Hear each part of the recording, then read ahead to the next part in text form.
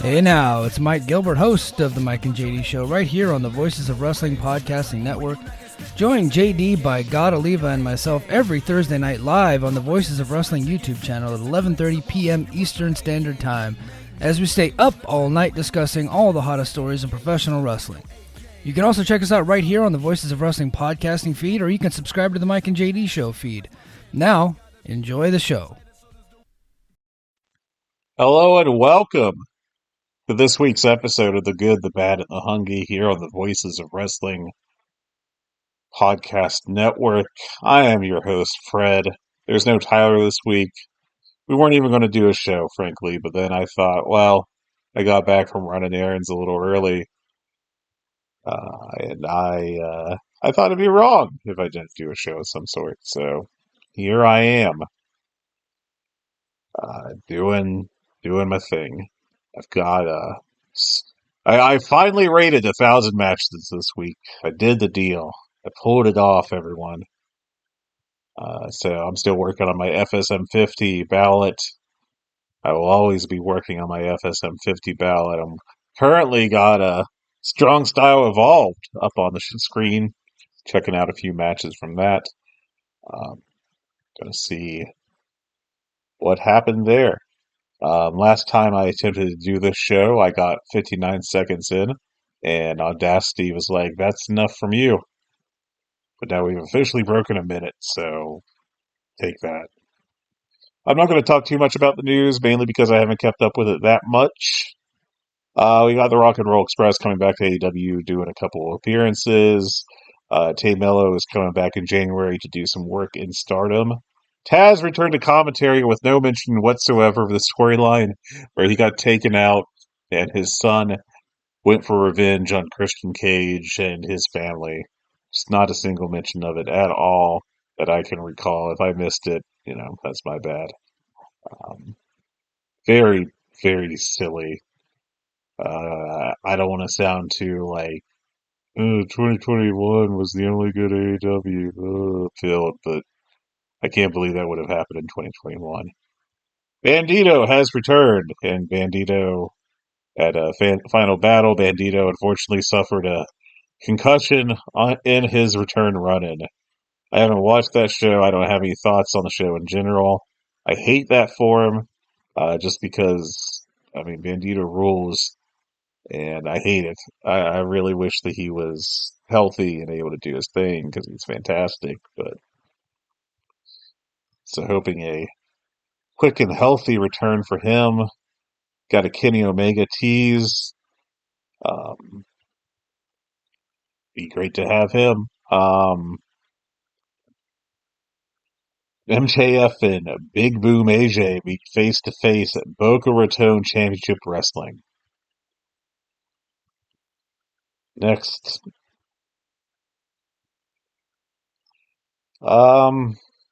Yeah, I think that's about it. I think we actually did a show where we talked about how Luchasaurus is doing better, so that's about all the quick headlines I can find right now. World's End coming up. Currently got 8 matches announced. You know that they're going to announce a couple for the pre-show that they have not yet done. Because AEW, they love to announce their matches on the Twitters, a continually dying platform. I see that tonight on Rampage we have Nick Wayne versus Hook.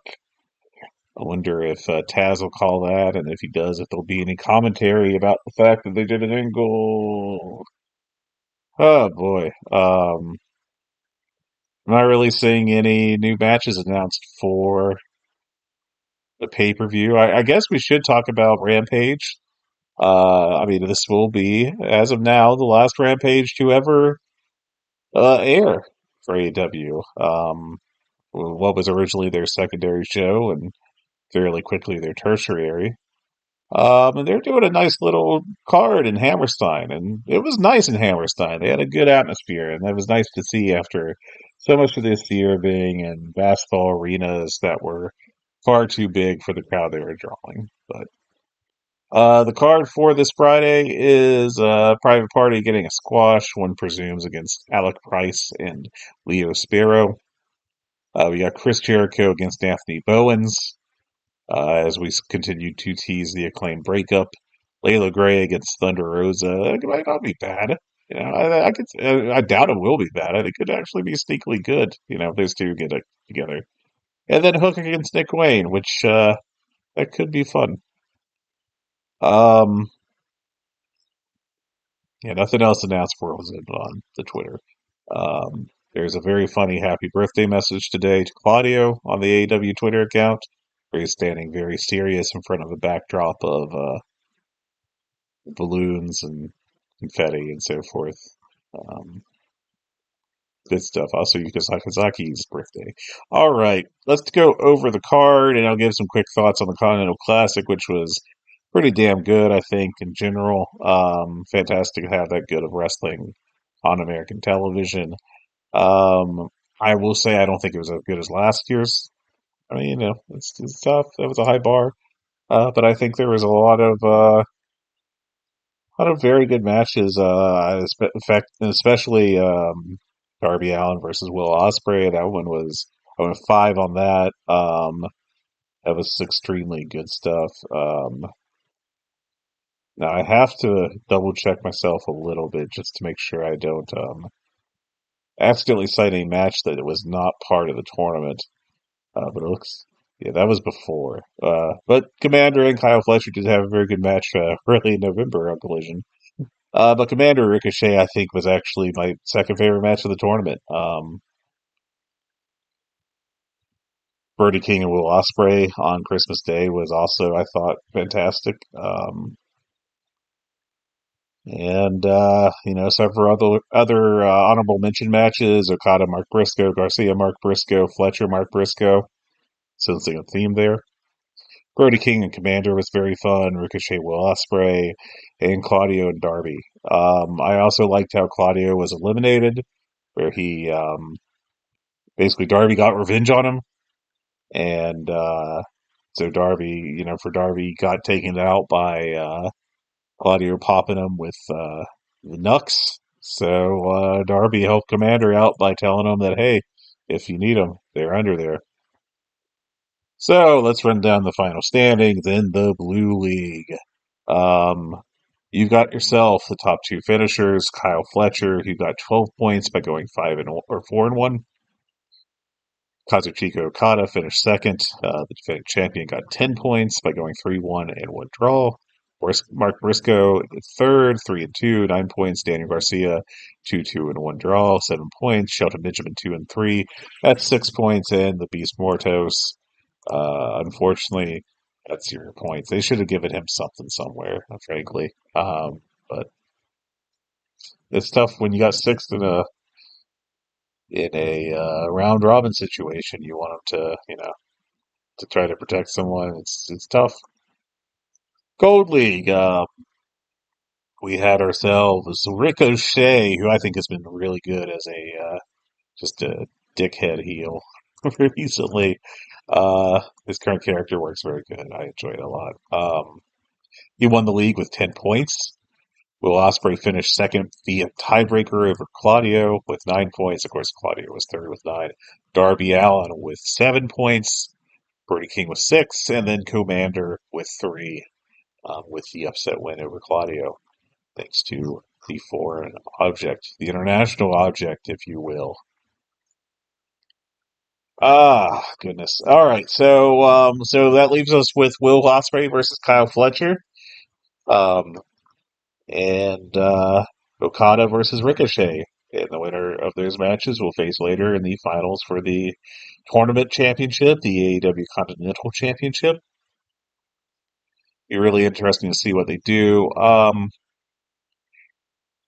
Kind of get the feeling that we're going to get Osprey getting his win back against Fletcher, which I don't know if that's the right move. Maybe I think. Now, look, I think that they've had Osprey lose too often. I think he should have been pushed harder. And as a top guy upon his entry into AEW, uh, this past summer we had the three big signings with him, Okada, and Monet, and I think it's worth kind of analyzing how they've done in AEW and how they've been used, and I think there's a reasonable criticism that they've all been underutilized to some extent. Um, I think Okada I think, has disappointed a little, and I think that's fair to say. Um, I think that people may be underestimating how good of a year he's had. He hasn't had any like all-time bops this year, really. But when he's on TV and he had a outside of the Shelton Benjamin match, which was very mid. I think he actually had a solid tournament. He has had a good number of four-star matches this year. I think he's ended up in the notebook quite a bit. Um, so I don't know. I think there's a little sunshine there, but at the same time, it's not unreasonable to watch what he did in New Japan, which is be their absolute top guy, treated as a big deal all the time, and then look at what he's done in AEW, which is he's the Japanese guy that flips people off and says bitch. It'd be, kind of, this is not what I wanted. I think that's a perfectly fair criticism. Um, I'm curious to see how these matches he's going to do in the World's End go. Assuming he gets to the finals, he may not. He may just do. He may lose to Ricochet. I could see that. Maybe that would be a way to kind of write off the heel Okada.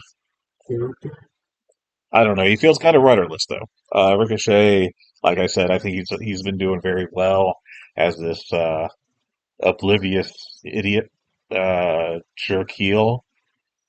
Really good character work from him in these great matches he's having. So it's a nice combination there.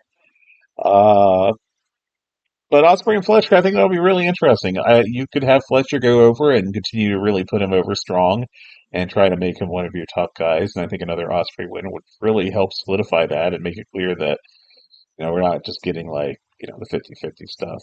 Uh, it doesn't really, long term help people too much. I think it's different in the circumstances. Not like what I'm classically thinking of as bad 50-50 booking, like the late teens, WWE. If we're going to do a four pay-per-view series and you're both going to win two and end up in the exact same place in the pecking order, I think if Fletcher's already been elevated and will continue to be elevated. Um, or you can make the argument that, God, we need to actually push Osprey as like an actual main eventer. Now, the question is, are you going to do that with the Continental Championship? Because I think one problem with Osprey is that he has not been in the actual top of the card picture. And I think at some point, I don't know if they'll make him the guy to stop John Moxley, but you could make the argument that he should be. I think back to that world title match they had with Swerve and Osprey, which I felt like was way too early in Swerve's title run to have him lose.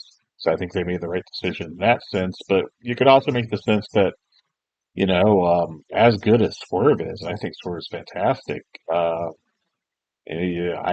is it really that hard of a take to say Osprey's better, and that thus you should have featured Osprey as hard as you were going to feature Swerve? Uh, I don't know. I think the problems AEW's had as a drawing company this year extend beyond that decision. Um, I think that really saying, "Oh, they should have put Osprey over" at that point is really reductive, and I don't think it does anything to actually identify the issues that AEW's had this year in terms of like getting attendance and declining viewership on TV and everything. So yeah, that's the Continental Classic semifinals and finals. I would. I'm not going to wager anything. I was going to say, oh, I'd wager blah blah blah, but frankly, I don't know. I have really no feel for this, and that's good. Because it's going to be. It's much better when you're kind of kept guessing in this situation. And the other five matches that have been announced for the TBS Championship, we have Chris Statlander versus Mercedes Moné. I think Stat is the kind of opponent that Monet works very well with. Monet tends to work well with two types of workers. One, people her size that are No offense to her, I think she's good. Don't get me wrong, but better in the ring than her.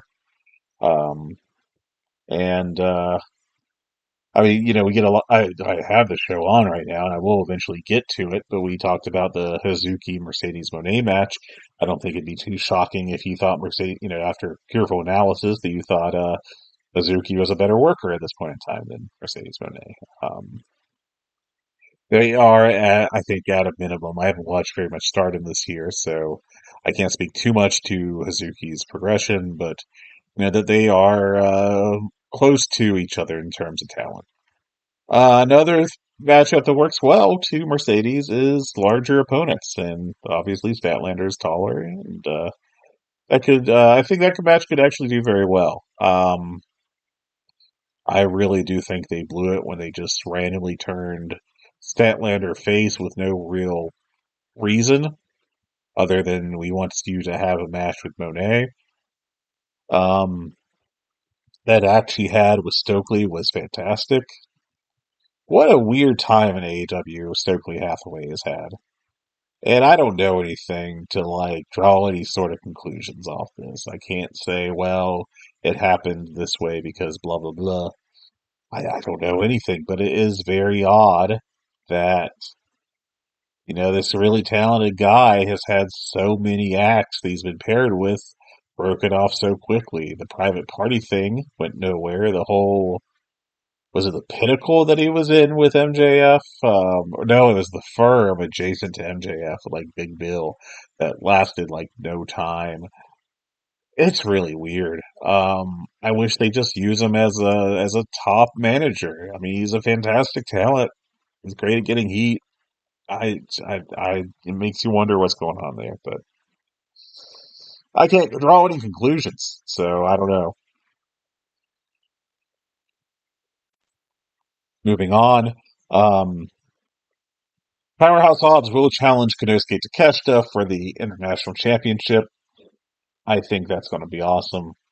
Um, they should really beat the hell out of each other.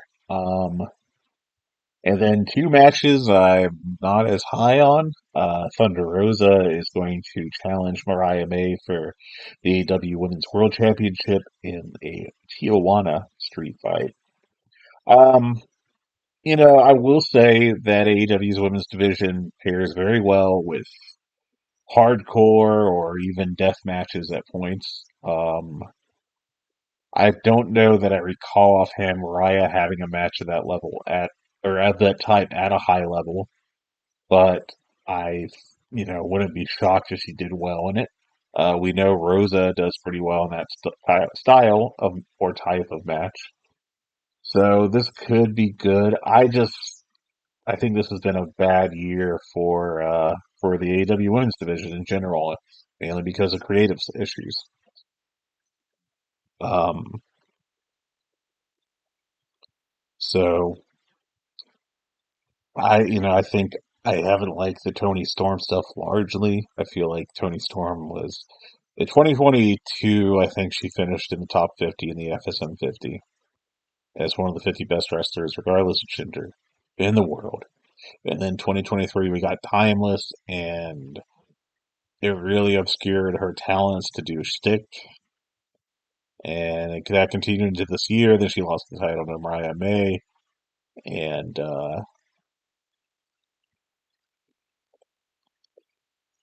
then it just kind of was like, all right, well, Mariah May just had, talked about how the women's division sucked and how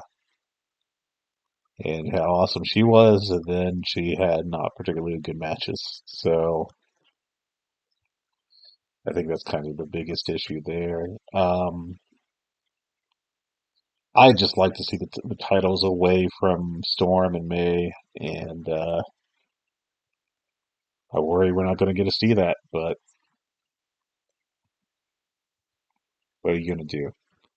This is a visual medium, of course, so me holding up my hands and going, is not really helpful for anyone. But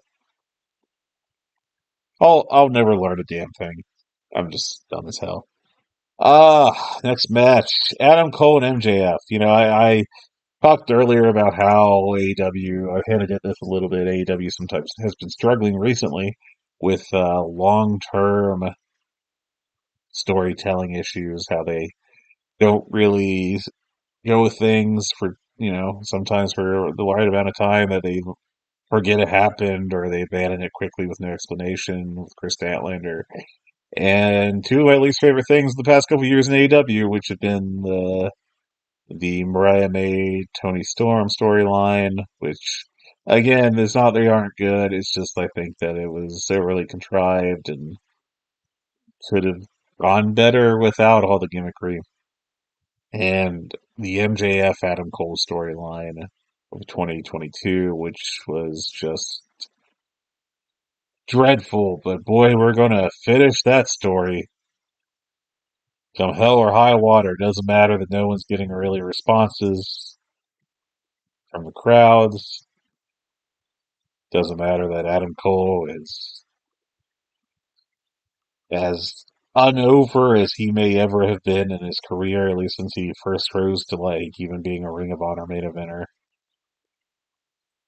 I did think that the Hammerstein angle, while not fantastic, was some of the better stuff they've done recently. So at least they are going in on a good note. But I don't know. I don't think they really had good work together. There's going to be a lot of hope. God, I just hope that we avoid like a mid-match promo about it. I'm on the level of the devil, all that stuff. Um, I mean, if these guys just kill each other, that's fine. Go for it. But I just worry that we're not going to get that.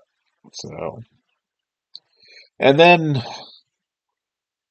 I remember I came on the show right after the big heel turn of the then BCC on Bryan Danielson, and how I thought they had this great heel group that could really set itself apart and feel unique in AEW. And instead, he's got a kind of generic four-way, and with even John Moxley referring to it as a fatal four-way title match with Jay White, Adam Page, and Orange Cassidy all challenging John Moxley. And of course, we get that classic storyline. Can they coexist? And of course, we know that the challengers are too dopey to coexist. They all want the title themselves, and they're not gonna be able to get along because they all want to win. And gosh darn it, they'll all just run into the cave wall that a road's been painted on, and then John Moxley will stand there and go, meep meep, and walk out with the title. And the match won't be nearly as good as Moxley facing any of these guys by themselves would be. And I'll go to bed disappointed, probably. It could surprise me. I mean, it's four great talents in here. I mean, Jay White's really good. Orange Cassidy's really good. Adam Page rules. John Moxley, I think, is still really good, generally speaking. Although I think you can pick apart some of his performances this year. I am rather disappointed by the Death Riders gimmick and its presentation as just kind of modern U.S. wrestling heel group 101. I was hoping that something with the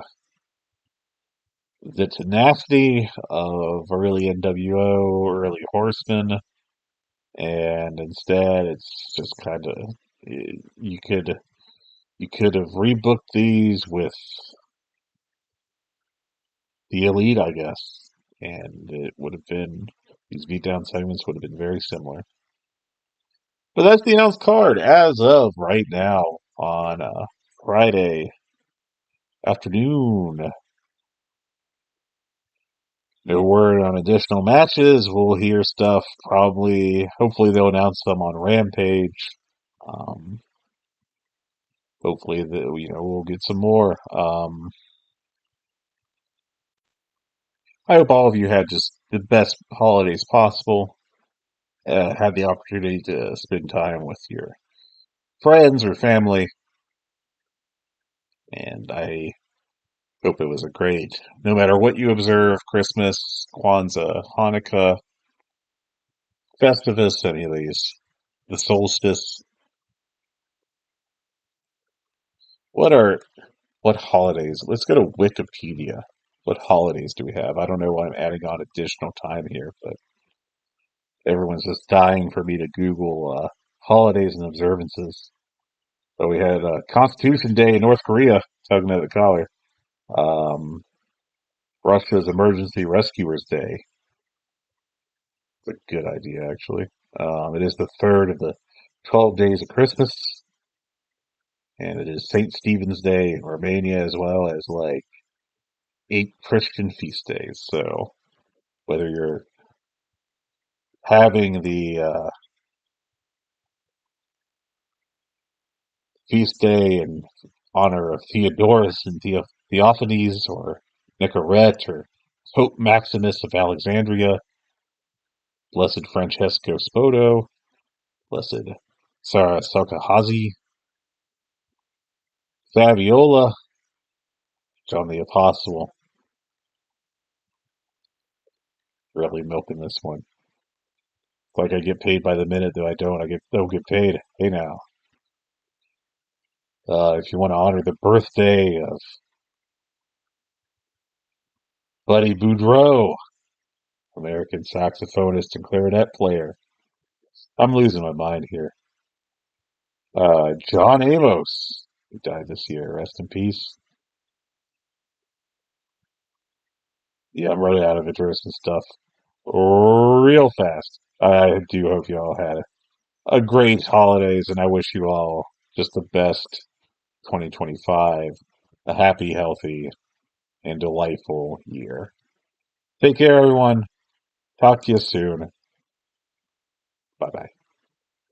Hello there, everybody. It's me, Garrett Kidney, the co-host of You've Got to Be Kidding Me on the Voices of Wrestling Podcasting Network. And I am Liam Jones, my full name, and I am also a part of the Voices of Wrestling Podcasting Network as a co-host for You've Got to Be Kidding Me. We are a TNA history podcast that covers TNA 1 month at a time. We cover all the drama, all the matches, all the Vince Russo nonsense you could ever want in your life. Have you heard of TNA? I bet you have, but would it be funnier if 2 people made jokes over it the whole time? Probably. So if that sounds like fun to you, check it out on this very Voices of Wrestling Podcasting Network, and Liam will do bits and whatnot.